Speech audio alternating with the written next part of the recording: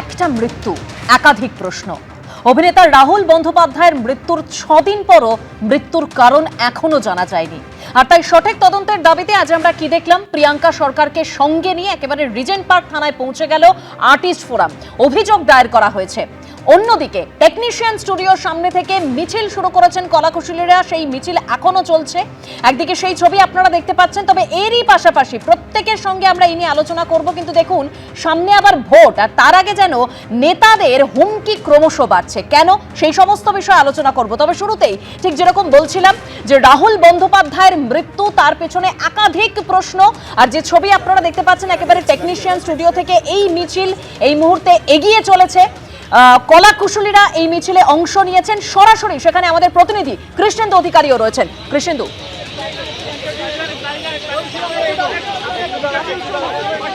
একদমই চাই। রাহুল বন্দ্যোপাধ্যায়ের মৃত্যুর পর 6 দিন কেটে গেছে, এখনো প্রকৃত কারণ জানা যাচ্ছে না। কেন, এই প্রশ্ন বিভিন্ন জায়গা থেকে উঠছিল।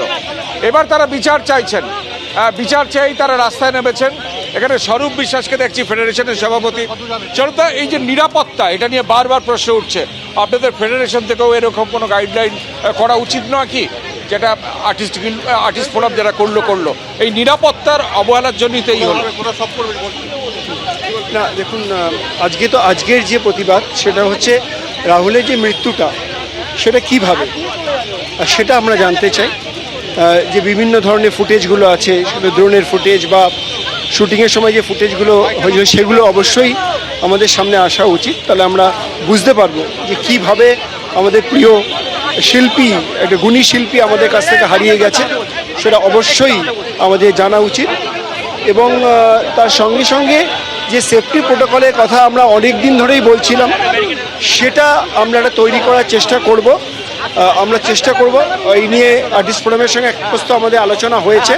আশা করি আমরা খুব শিগগিরই চ্যানেল, প্রডিউসার, এখানে কেউ বাধা নয়, বাট একটা লিয়াজোর প্রবলেম হচ্ছিল। আশা রাখি এই সময় আমাদের সবাইকে সংঘবদ্ধ হয়ে, একত্রিত হয়ে একটা সেফটি প্রোটোকল তৈরি করতে হবে। শুধু সমুদ্র কেন, যারা পাহাড়ে শুটিং করতে যায় বা কখনো গঙ্গায়, যেমন গঙ্গা একটা শুটিং, সেই গঙ্গা শুটিংয়ের সময় যে এখন হচ্ছে, গঙ্গার উপরে শুটিং হচ্ছে, সেই গঙ্গা শুটিংয়ের সময়ও যে সেফটি প্রোটোকলগুলো আমাদের মেনটেন করতে হবে, সেটা অবশ্যই আমরা তৈরি করব। অর্থাৎ সেফটি প্রোটোকল মেনটেন করার কথা বা মেনটেন করবেন এমনটা জানাচ্ছে ফেডারেশন। কিন্তু এতদিন হয়নি কেন? হলে তো এরকম রাহুলের মতো তরতাজা প্রাণকে এভাবে হারিয়ে যেতে হতো না। আমরা সেই ছবি দেখছি, এই ভিড়ের মধ্যে চলচ্চিত্র জগতের ব্যক্তিরা তারা এইভাবেই হাঁটছেন। এইভাবেই আমরা পোস্টার যদি একটা দেখি, এরকম সাদা কালো একটা ছবি রাহুলের, এবং সেখানে জাস্টিস ফর রাহুলের জন্য বিচার চেয়ে এইভাবেই রাস্তায় নেমেছেন। চান জাস্টিস চাই, যে অন্যায় হয়েছে, অবিচার হয়েছে, একটা মার্ডার হয়েছে, তার বিচার চাই। এটা অ্যাক্সিডেন্ট নয়, it's a murder, pre plan murder. অভিযোগ করছেন যে মার্ডার হয়েছে, বিচার চান তারা। কারণ এই ধারণার একদম প্রত্যেকেরই দাবি, তারা বিচার চান। জাস্টিস ফর রাহুল এই প্ল্যাকার্ড নিয়ে শিল্পীদের একাংশ তারা এই মুহূর্তে মিছিল করছেন। অন্যদিকে আজকে আমরা কি ছবি দেখলাম, একেবারে রিজেন্ট পার্ক থানায় প্রিয়াঙ্কা সরকারকে সঙ্গে নিয়ে আর্টিস্ট ফোরাম তারা পৌঁছে যায়। সেখানে অভিযোগ দায়ের করা হয় এবং সেখান থেকে বেরিয়ে, অর্থাৎ রিজেন্ট পার্ক থানা থেকে বেরিয়ে শান্তিলাল মুখোপাধ্যায় ঠিক কি বলেছেন একবার শোনাবো আপনাদের।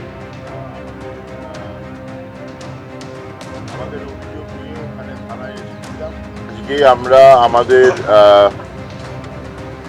আমাদের অভিযোগ নিয়ে এখানে থানায় এসেছিলাম এবং আমরা এফআইআর লঞ্চ করেছি।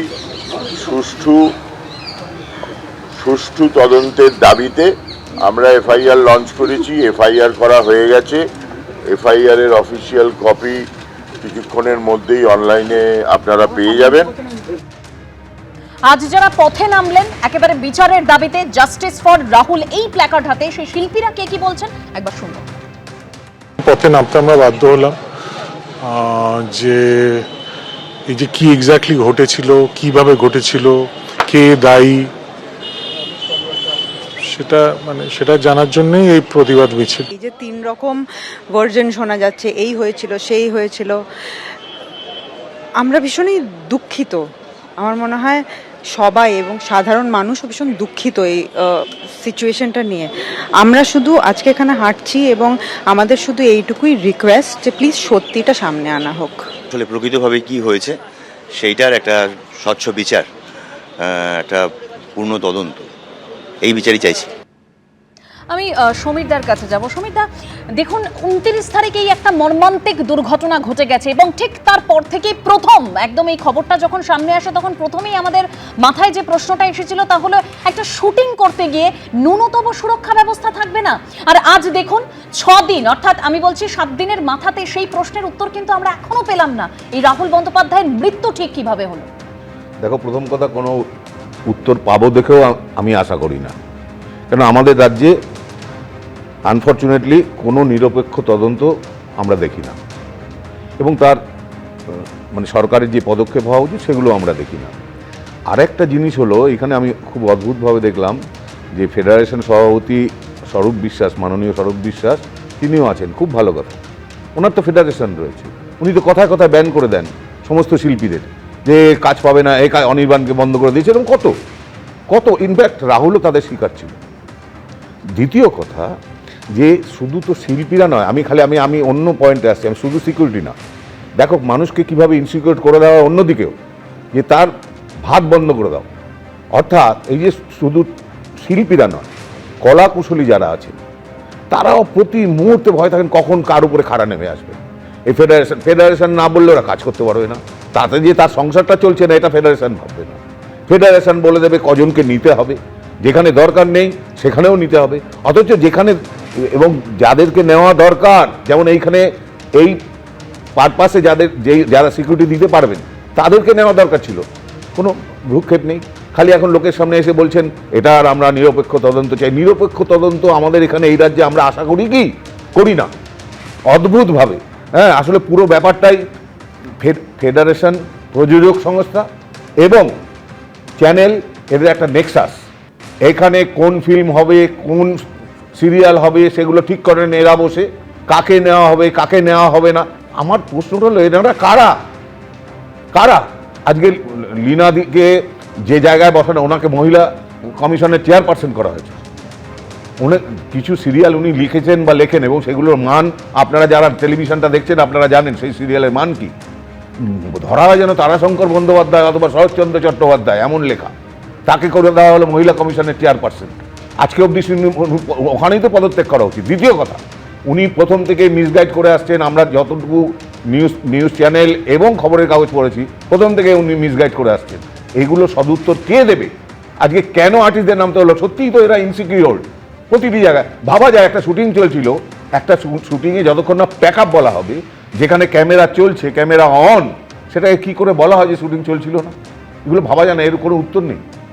একদম, মানে আমরা শুনছিলাম সৃজিত মুখোপাধ্যায়ের বক্তব্য, আমরা শুনছিলাম তিনি বলছেন যে বাধ্য হয়ে আজকে রাস্তায় নামতে হলো, কারণটা জানার জন্য রাস্তায় নামতে হলো। আমি সমীরদার কাছে আসবো, তবে তার আগে আমি একবার অরিন্দম বাবুর কাছে যাবো। অরিন্দম বাবু, মানে দেখুন একটা বিষয়, মানে যে একটা মৃত্যু যাকে কেন্দ্র করে এত প্রশ্ন উঠছে, যেখানে এই অভিযোগটাও সামনে এসেছে যে ওই শুটিংয়ের জন্য কোনো রকম অনুমতি নেওয়া ছিল না, তো সেক্ষেত্রে এই যে এত প্রশ্ন একটা মৃত্যুকে কেন্দ্র করে, তাহলে তদন্ত কিভাবে এগিয়ে নিয়ে যাওয়া উচিত ছিল বলে আপনার মনে হয়? প্রথমেই বলে দিই যে এইভাবে শুটিং হয় না, এইভাবে শুটিং হয় না। শুনে রাখুন, শুটিং করতে গেলে কতগুলো পারমিশন লাগার দরকার। হু ইজ দ্য ডাইরেক্টর, কারা পরিচালক?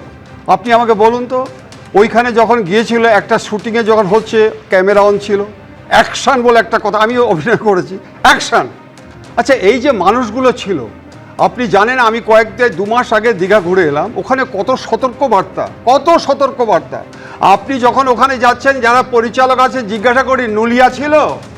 আপনারা কি নুলিয়াকে রেখেছিলেন? এত বড় ওখানে একটা স্রোত থাকে, এইভাবে কি একটা শুটিং হয়? একটা মারাত্মক শুটিং। আমি আপনাকে আজকে বলছি, তদন্ত কি হচ্ছে আমি এই প্রসঙ্গে আমি যাব না, তবে it's fully depends on the postmortem report and viscera. কেন আপনাকে এই কথাটা বলছি?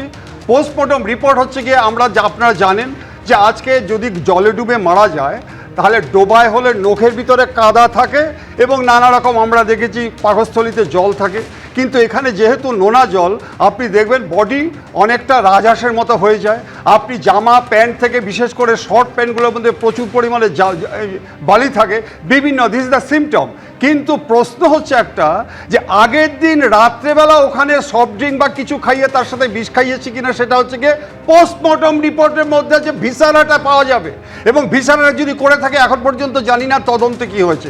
এনারা আজকে বলছেন মার্ডার হয়েছে, এনারা বললে তো হবে না। আপনারা যদি মনে করে থাকেন আমিও সমবেতী, কিন্তু আমরা এখনো আপনার স্যাটিসফাইড নয় নির্ভয়া কাণ্ডে।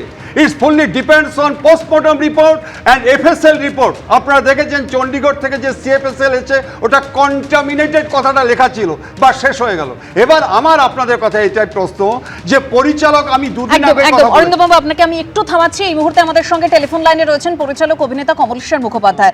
কমলেশ্বর বাবু, একদিকে আমরা দেখতে পাচ্ছি টেকনিশিয়ান স্টুডিও থেকে ইতিমধ্যেই মিছিল শুরু হয়েছে, অন্যদিকে রিজেন্ট পার্ক থানায় অভিযোগ জানানো হয়েছে, কিন্তু মৃত্যুর একেবারে 6 দিন পর এখনো পর্যন্ত কিন্তু প্রকৃত কারণটা জানা গেল না এবং কেউ দায়ও নিল না। সেটাই তো আমাদের প্রশ্ন। পরিষ্কার কথা বলছি যে পুলিশ এবং প্রশাসন, তাদের তো একটা জবাব দিতে হবে যে এইরকম একটা ঘটনা ঘটলো, আমাদের একজন অত্যন্ত ঘনিষ্ঠ মানুষকে আমরা হারালাম, অভিনেতাকে হারালাম। এবার শুধু অভিনেতা নয়, ওর সঙ্গে আমাদের অন্যরকম যোগাযোগও ছিল সবাই। এবার সেরকম একটা ঘটনায় এখনো পর্যন্ত সবে একটা এফআইআর দায়ের করেছেন। এফআইআর দায়ের করার জন্য অবশ্যই প্রয়োজন আছে। আমি আর্টিস্ট ফোরামের সঙ্গে রয়েছি, সেটা কথা নয়। কথাটা হচ্ছে, প্রথম কথা হচ্ছে যে এর ইনভেস্টিগেশন সম্বন্ধে মানুষ জানতে পারবেন কবে, কারণ অনেকগুলো বিষয় এখনো অধরা রয়েছে, নানা রকম ন্যারেটিভ চলছে এটা নিয়ে। এই ন্যারেটিভগুলোর মধ্যে কোনটা সত্যি এটা জানানো ভীষণ প্রয়োজন, এবং সেই দায়িত্বটা একদম সোজা কথা পুলিশ এবং প্রশাসনকে নিতে হবে। এটা তো এই মুহূর্তে সব থেকে বড় দাবি, এবং সেইটা নিয়ে দাবি সবাই তুলছেন, আমিও তুলছি, এটা স্বাভাবিক। একদম একদম, অনেক ধন্যবাদ কমলেশ্বর বাবু আমাদের সঙ্গে কথা বলার জন্য। যেরকম প্রশ্ন একটাই, একাধিক প্রশ্ন উঠছে, যদিও গাফিলতির প্রশ্নটা সব থেকে বেশি মাথাচাড়া দিয়ে উঠছে, এবং তারই পাশাপাশি নিরাপত্তা নিয়েও প্রশ্নটা থেকে গেছে।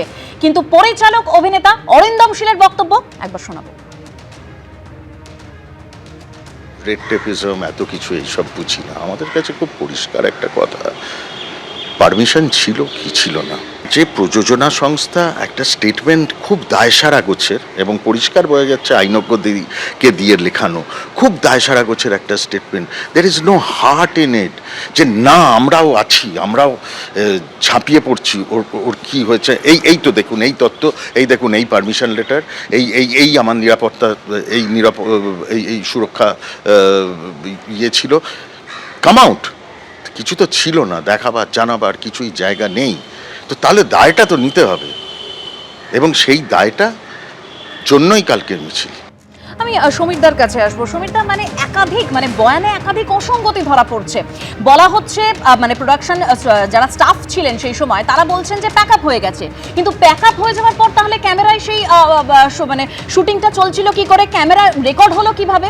ড্রোন শটের কথা বলা হচ্ছে, তো ড্রোন শটের তো একটা প্রপার মানে প্ল্যানিং থাকে। সেক্ষেত্রে তো অনেকেই বলছেন ড্রোন শট যদি হয়ে থাকে তাহলে কি করে ক্যামেরায় সেটা ধরা পড়লো? ড্রোন শট যদি চলে তাহলে তো প্যাক আপ হয়নি শুটিংয়ের। দেখো, প্রথম কথা, ফিল্মের শুটিংয়ের আমরা প্রত্যেকেই জানি যে রোল বলে একটা কথা আছে। যখন রোলিং হবে তখন তার মানে শ্যুট চলছে, যখন কাট বলছে তখন সেই শটটাকে অন্তকে কাটা হচ্ছে, এবং লাস্ট হলো প্যাক আপ বলে একটা কথা আছে। এই প্যাক আপ যদি হয়ে যেত তাহলে ক্যামেরা অন থাকতো না, তাহলে ড্রোন চলতো না। কিন্তু আমাদের দুর্ভাগ্য, মাননীয় লীনা দি তিনি বলেছেন যে তখন নাকি শুটিং হচ্ছিল না। এটা হলো প্রথম মিসগাইড করা, এটা প্রশাসনকেও মিসগাইড করা। সুতরাং এই সত্যগুলো বেরোনো দরকার।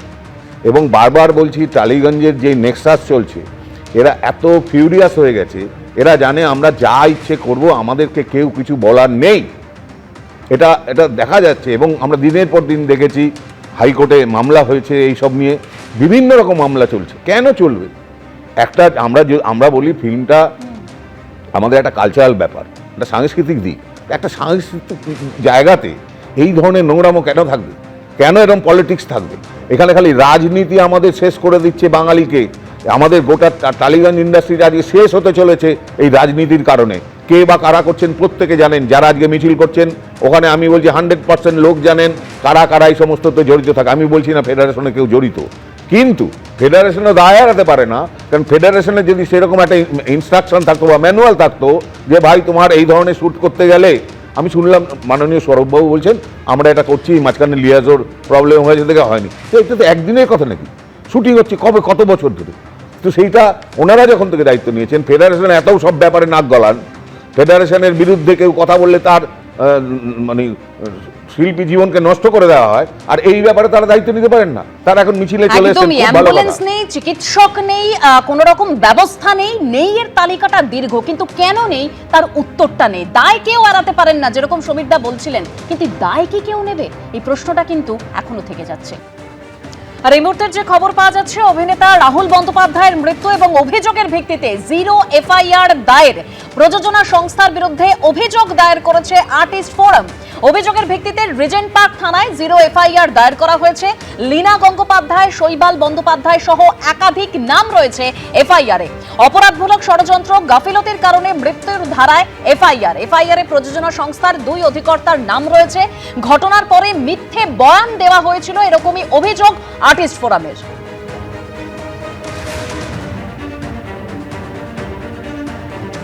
এবিপি আনন্দ, এগিয়ে থাকে, এগিয়ে রাখে।